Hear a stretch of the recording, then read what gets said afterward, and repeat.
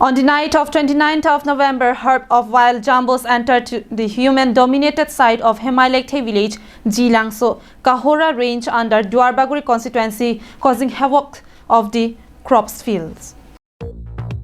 It was reported that the cultivation land of the region were found to be the most affected site of the destruction caused by wild jambos at Hemailekthe village, Jilangso, Kohora range under Dolamara range. Boundary fence of the forest rest house were also destroyed during the course.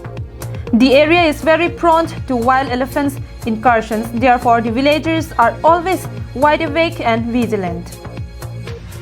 It was reported that crops like rice, bamboo plants, betelnut plants, jackfruit, banana trees and several others were destroyed.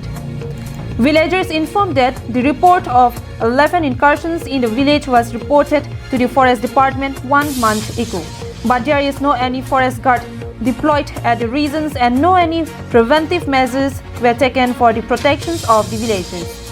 Therefore, the villagers appealed the forest department and wildlife division to take positive steps in chasing the wild jambos far away from the human civilization site.